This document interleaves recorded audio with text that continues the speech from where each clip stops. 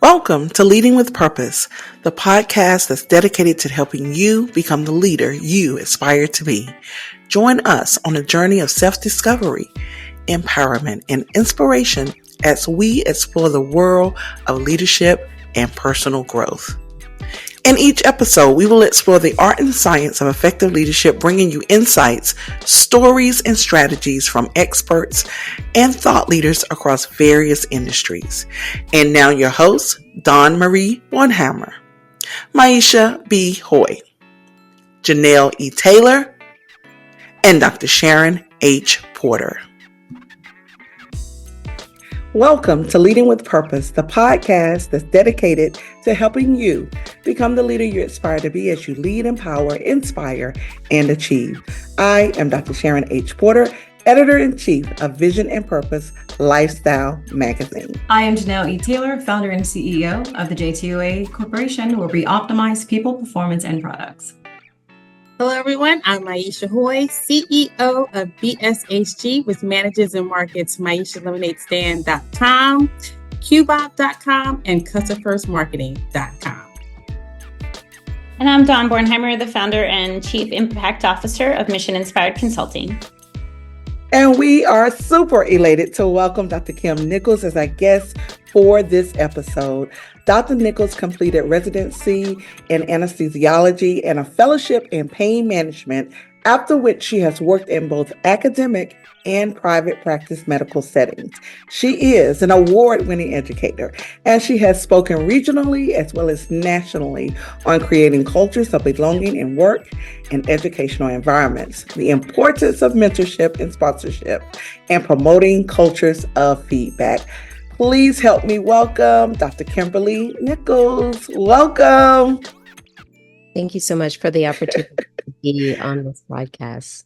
Absolutely. We are truly, truly excited that you are here. And I know that we cannot wait to dive in to get all of your expertise and everything that you have to offer. So again, thank you for being here.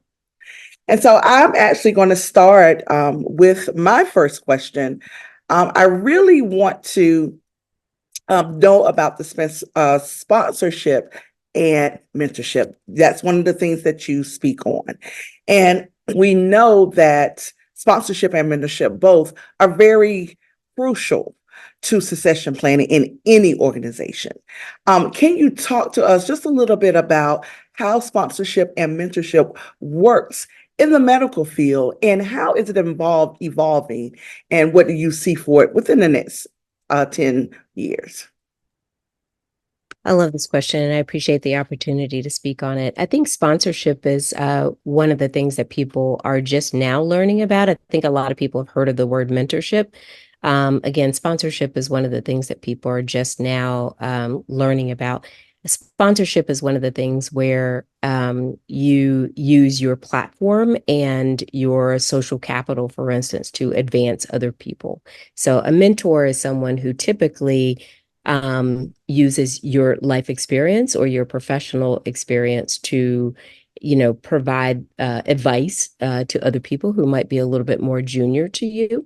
To, kind of help guide their careers. Sponsorship, for instance, is to use your social capital and settings to help advance the careers of other people, to maybe put forth their names in settings where their names might not otherwise be mentioned, to help give them opportunities where other people may not have heard of them. So I would say that those are areas where those things are starting to get advanced in the medical setting as more people hear about that concept. And I can definitely appreciate that because I wonder what that looked like in the medical space. You see it in corporate America and leadership in general. And so really looking at it from the medical lens is interesting to see how well sponsorship is now being accepted in that field. So thank you for that. Yeah, we have opportunities, similar to corporate, models. We have opportunities for leadership as well in the medical setting. So it's a similar kind of concept. Thank you. Well, that leads me to my question because, and this may sound very Grey's Anatomy. I consider all doctors as leaders. It's just, I'm actually amazed that there's a need for leadership in the medical profession because you're so driven, you're so ambitious, you're so smart. So talk to me more about what does leadership in the medical profession mean to us? That's a really good question, actually. I think a lot of people are really good at maybe putting forth their own voice in terms of being leaders. But when I think of leadership personally, I think of leaders developing other leaders and empowering other people on the team and kind of helping the team elevate. And I don't necessarily know that all people think of that as part of leadership. And so I think that's a concept that that can be developed as part of leadership development and is not necessarily part of the schema that we have been taught in our typical training as physicians. I guess I will say that. I heard you say you lift up other people's names in spaces. So when you said that, I was like, maybe that is exactly what needs to happen. Because you hear so many of these of our medical professionals burning out, not just burning out. So something like that, what you're doing is very crucial to me to help us get better healthcare. And before I let this go on to the other co-hosts, thank you for helping with pain management. That is crucial for all of us going to the hospital. Yeah, I appreciate that. I don't actually practice pain management anymore, like in an official setting or like in a private practice setting. What I will say about that, though, is that that is a very important field. The other thing I will say in terms of like a team approach and elevating other team members, I work primarily in the operating room setting. And where I see the need for elevating the voices of other team members, for instance, is like from a leadership standpoint, is making sure like other team members know that their voices are valued on the team. And that purely like from a patient safety standpoint, it is important for other team members if they see something that is amiss, that they are empowered to speak up, you know, on behalf of the patient or otherwise, to elevate their voices, right? There's, anyone can speak up on behalf of the patient or, to kind of ask a clarifying question. I think those things are important to call in, right? Just in that, in any setting, and also definitely in the like in on behalf of like patient safety, especially. Well, I'm glad you're taking this on as you're leading with purpose. Yeah, and like I said, my feeling is that leaders develop other leaders. I think that's an important thing to do because that elevates the entire team. Wow, are we on a hot topic today or what? Elevating the voices of others, Dr. Nichols. This leads beautifully into feedback culture. I love that you're an advocate for feedback culture and the healthcare profession where science rules. So when it comes to teams people, I want to know your strategies. Can you please share practices of what you consider to be effective by implementing and creating sustainable cultures in maybe your work team that looks up to you? And maybe share an example with our audience of how one of these have positively impacted like cohesion and performance in the world of science. This is a great question. I really appreciate that you've asked this question. It's a little bit countercultural in some spaces. One of the things that I think is really, really helpful is to try to get to know your teammates, right? One, I'm actually not better than anybody else on the team, even if I'm the team leader. I need to try to get to know who else are my teammates. And so I start with, trying to put out there who I am as a team member. And so I like to ask people, who are you as the teammate? So I try to ask them, where are you from? But I also will ask, answer some questions about who I am and where I'm from. And I try to use those things as connection points Because often they are things that can demonstrate that we are more alike than we are different. And I think those things can help build relationships on a team. And when we demonstrate that we have connection, we actually work better as a team. And when we show that we have connections and we show that we can work better as teammates, we're actually more engaged. We have more satisfaction at our jobs. We actually end up being more productive at our jobs. And people want to be there, to be honest. So yeah, those are some strategies that I've used, not in a transactional way, but just because I enjoy people. Like I enjoy learning about people, like, and it makes it kind of fun, to be honest. And I use those things. Absolutely. I mean, obviously I work with patients. I've used those things with my patients as well. And I found that it's really built some good connections with my patients.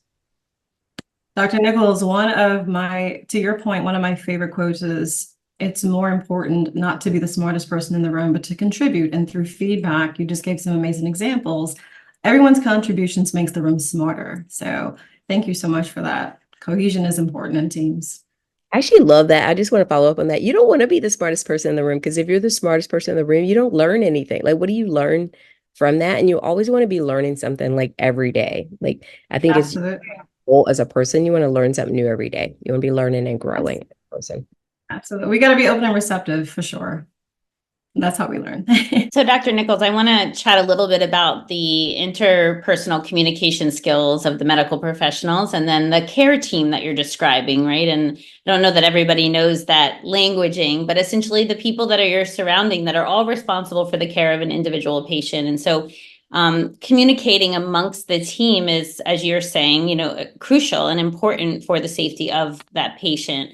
What are we doing well right now to upskill the future healthcare providers? And where do you see an opportunity for us to do a little bit better?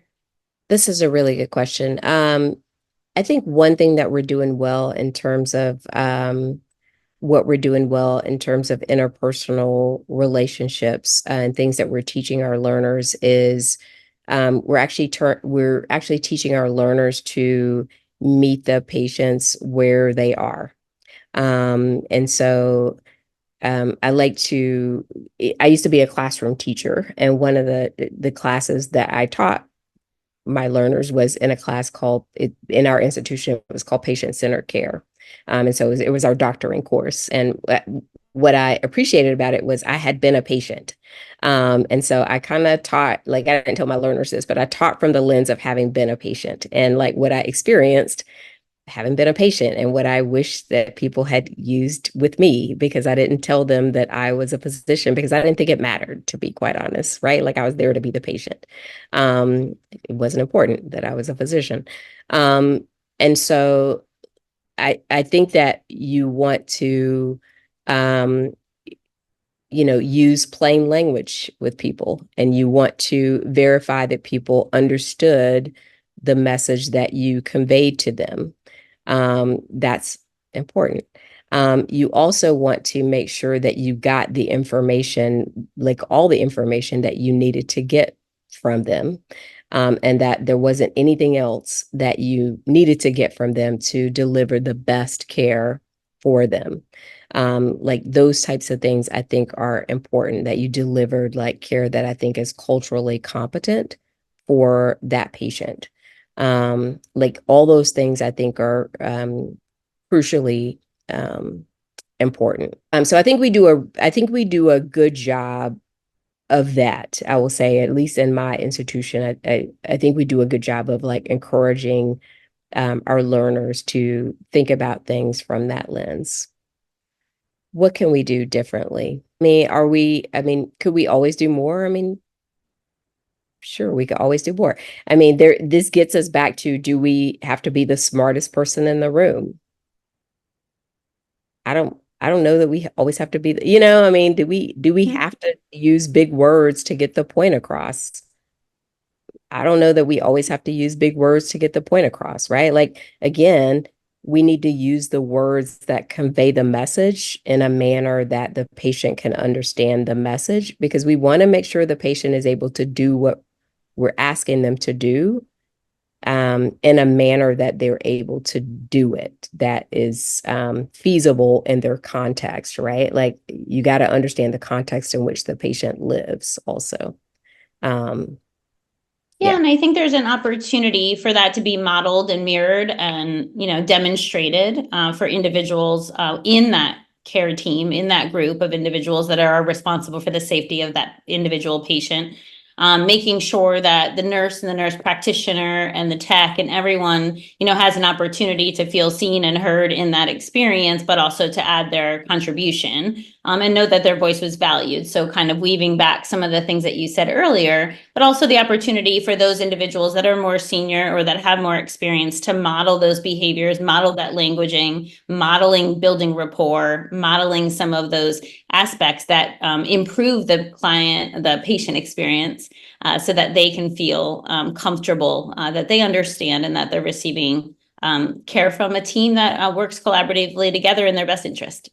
So I actually love that you brought this point. One of the things that I think that I've appreciated that we've done over the last few years I've been involved in medical education at my institution is that they have actually had the medical student learners work with the other team members. So they have actually rotated with like nursing and like the interpreter services and physical therapy, occupational therapy. So they see what other team members do and how much they contribute to the patient's care. And I do think that's an important thing that they may not necessarily learn in their curriculum, if that makes sense. But I do think it's important to have like a comprehensive and holistic appreciation for other team members and how much they contribute to the patient's care. Because like no one person is going to make a patient's care. Like physicians, like are not the be all and end all of a patient's care. Physical therapists, not the be all and end all. Everybody contributes to the patient's care because it's like holistic as it needs to be. It's multidisciplinary and interprofessional. And we all need to have an appreciation for what everybody does because everybody's job is important in like the hospital, the healthcare system. So I appreciate that you called that in. Yeah, no, and I think when we look at this as it connects back to even other professions, there's so many nuggets of wisdom inside of that to acknowledge everyone that's in the room, acknowledge the value that everyone brings to a team, acknowledge the opportunity to learn from everyone if we're willing to be humble enough to not be the smartest person in the room and or to be open to learning and listening. And not just listening to respond, but listening truly to learn something new. So thank you. Actually, no, that's legit. I love that. And I actually told them about an experience that I had when I was an intern and how the pharmacist actually was probably the smartest person on our team because she kept us out of so much trouble. And I was amazed at how much she knew. And we had a little bit less like interprofessional knowledge at that point, but I appreciated just how much, like I loved her. She was like, actually ended up being one of my best friends on the team.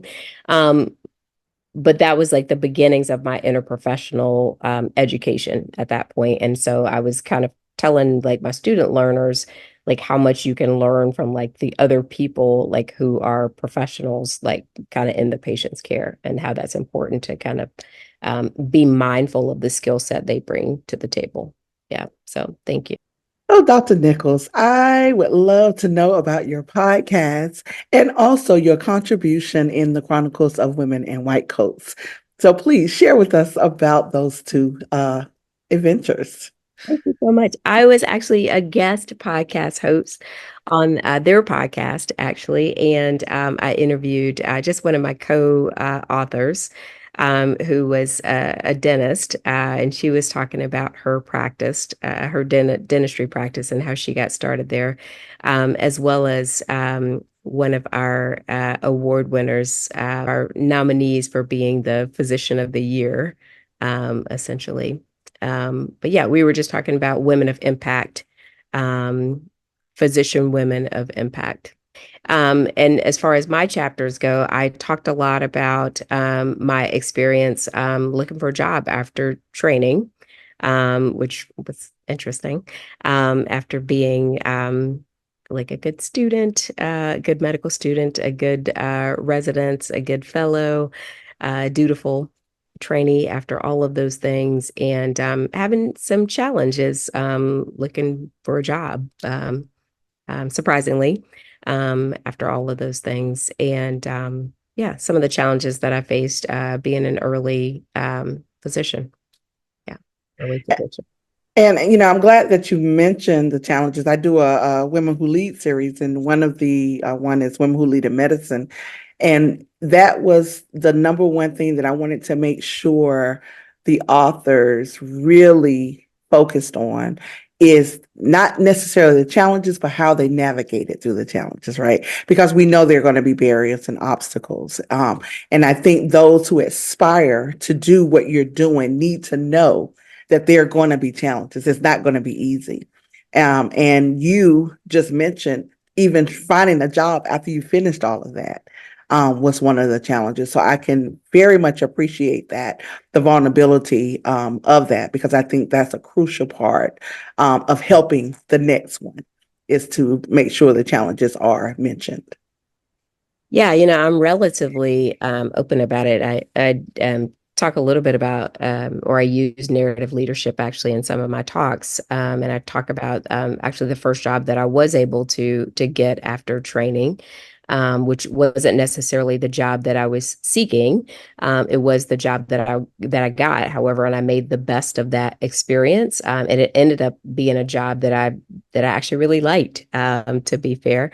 And I made a lot of really good relationships there. I learned a lot. I kind of grew up there as a physician. It probably made me a better physician. To be honest, I matured there as a physician and as a person. I came back with a lot of leadership skills that I may not have had if I continued on the same course that I had tried to be on. And so I'm very thankful for that experience. I mean, that's where I, kind of cut my teeth a little bit on my leadership journey, to be quite honest. And I don't think I would be the leader that I am today if I hadn't had some of those experiences and if I hadn't been in that job. So yeah, I learned a lot, and I'm, very thankful for that experience. Quite honest. Things happen. I feel like things happen as they are, meant to happen. Absolutely. Absolutely. So Yeah. thank you for that vulnerability. Absolutely. And the other thing that I will do, to be quite honest, is I in my institution, I set up a training program for our resident physicians, and I ran that for Nice. several years, about how to look for jobs, like how you go about that, so that people don't kind of end up in a similar position. Yes. To me, like what you look out for, and also like how you are prepared. How do you get prepared? Yes. Setting. And I share a little bit about kind of what happened to me, and also like on the back end, like if something like that does happen, like how you can leverage that Yes. kind of positively. Like so, and then in other spaces, again, I talk about how I've used those experiences positively to kind of benefit me. Like, Awesome. Thank you for that. I am so glad you're on this podcast. One of the reasons why I love hosting is because we get to meet fascinating, interesting people like yourself. And I am a lifelong learner. So one of my questions for you is, what is a transformative servant leader and a relational one? And how does that apply in the medical field? oh, I love this. Okay, so a servant leader is someone who is just as willing to ask someone to do something as they are to roll up their sleeves and just actually like do it. That's right. So I lead a team of people in my current administrative role. Yeah, I lead a team of 75, 80 people, and so a faculty and staff. So we got a lot of work to do. So on that team, we're very busy. So if people are too busy to do something, I might just actually just do it myself. So just as easy to, roll up my sleeves and do it as I am to ask somebody else to do it. That's the servant leadership part. A transformative leader is, somebody who is basically just trying to transform the culture. So what that means is like I'm probably a little bit countercultural for the space. And I'm a very collaborative leader. I mean, I work in a space that's a little like by design is probably, historically into, competition, I'm not necessarily into one-upmanship and all of this and that, like, that doesn't really jazz me, to be honest. Like I'm into like I'm a we person. Even if I personally did something, I'm gonna say like our team did such and such 99% of the time because I'm trying to like call up the team and elevate the team because most of the time our team is the one that did it. And I'm trying to elevate the work of the team and like boost the team morale because most of the time the team is the one that did it. And I'm going to try to give credit where credit is due there. So that's what I mean by like transformative. Like I'm trying to transform the culture of the team or transform like the culture of the space. But like you said earlier, it seems like that is a counter It's a little, cultural. it's a little countercultural for the just probably for the space in which I was trained. I guess I will just say that. Okay. Okay. Well, I think that this is excellent. I mean, I just feel like I want to go to your hospital and have all your people who you train treat me because I feel like I have that holistic experience. They'll listen to me, the patient, and of course I'll be healthy. But yeah, I feel like all the work that you're doing is really going to benefit us all in the long run. Thank you. I appreciate that. Yeah, it's slow and going. There are a lot of people actually who, when you actually get right down to it and you talk to people, there are quite a few people who feel that way. It's sometimes people don't know, other people don't know who they are, who feel that way. And so people don't necessarily feel as comfortable like speaking up about it because it's a big, you feel like it's a big culture that you're speaking up kind of against. I guess I will just say that. Yeah, but you're creating a space for us, and that's what's most important. Whether it's patient, leader, anesthesiologist, whoever is in that room, that's the most important thing that I think that you're doing. Yeah, and I think thank you. And I think there's a lot of people who feel that way. And yeah, there's a lot of people who feel that way. Yeah. The things that's interesting is people ask me a lot, like, well, why are you an anesthesiologist? Like you're like really good with patients. Like, why are you wasting that?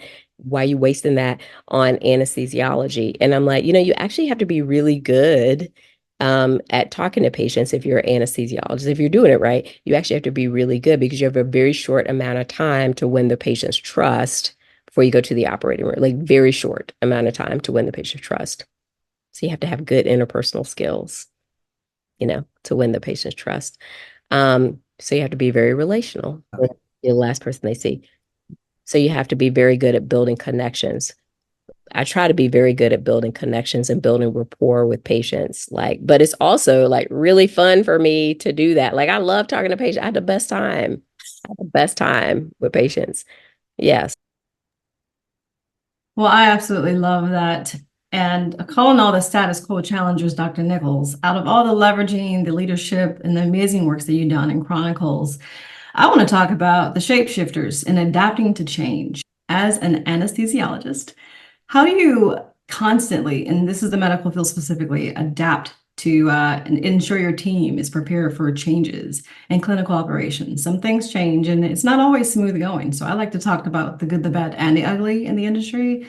So please share an experience. Doesn't have to be specific, but I want to know, because this is organizational as well. Please share an experience where you have maybe adapted to change in a patient care practice. So I love that you're asking this, and this might not have been super clear from my bio, but I've been doing more administration probably over the last what is this, 2024? Maybe over the last couple years, I've been doing more administration than clinical work. So I've been doing clinical work, and I've been in more administrative roles for the last couple of years. But so I would say I've been doing a lot of change management in those administrative roles. So in those roles, what I will say in terms of change management is, you have to be kind of flexible and adaptable, right? Because a lot of things happen that you maybe didn't anticipate or you didn't anticipate it to the level that you thought might occur. Yes, I think flexibility and adaptability probably are, the biggest keys to that. I think you need to be a good communicator. I think always a good communicator is really important, and knowing like who your important stakeholders, constituents, whatever you want to call, people are like your key people that you want to make sure that you keep in the loop about any changes or pivots that you had to make, kind of quickly. Those things I think are important to keep in mind as well. An example, I will just say, is we had an emergency situation happen on our campus, and we needed to notify a lot of people across our region very, very quickly. And so what we did was we mobilized our internal team very quickly, which was good. So we all got on the same page, and then we tried to get our regional team, like our external regional team, mobilized very quickly as well, and notified them about what was happening locally so that they could notify people where they were at their local sites,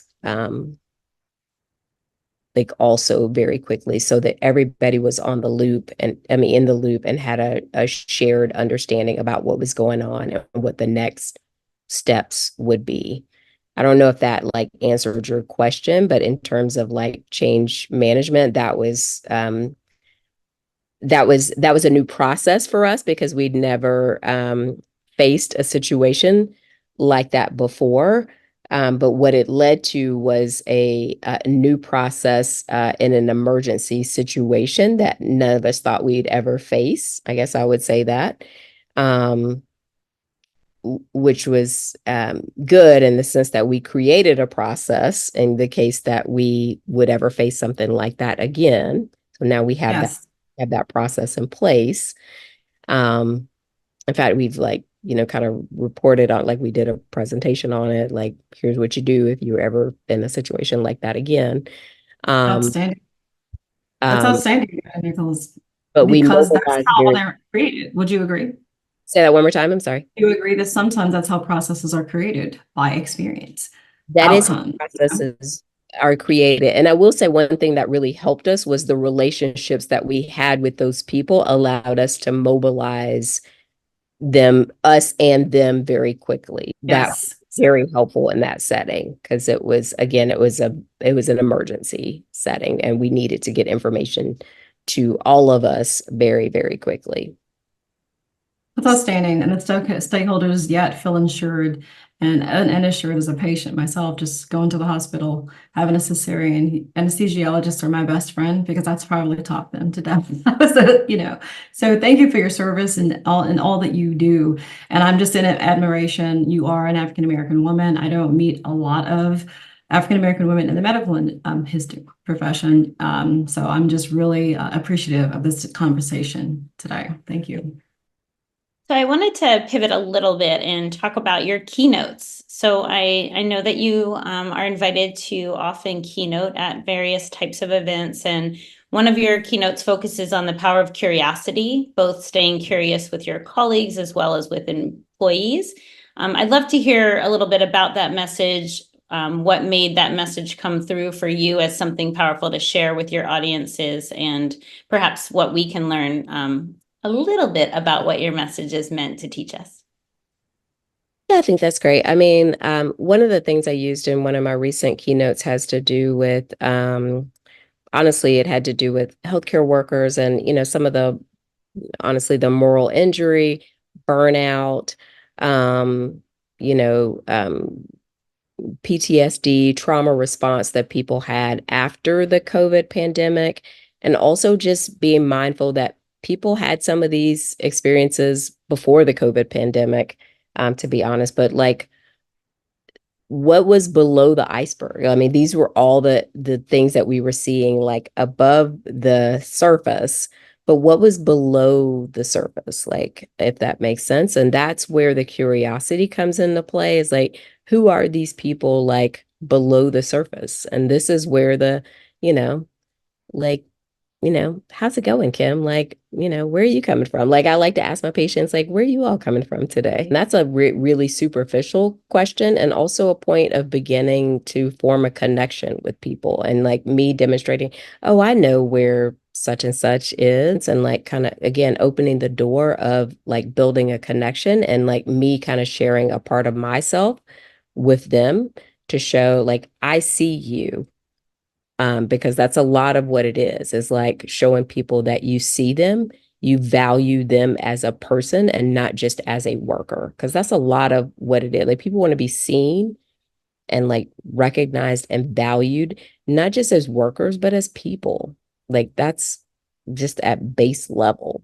And I think people have more and more of a need for that after we've kind of come out of the COVID pandemic. I think, one of the things with the Great Resignation, like that really resonated with me, to be quite honest. Like, I looked into that like a lot. Like, when I saw that phenomenon, I was like looking at all kinds of articles, like I was on it.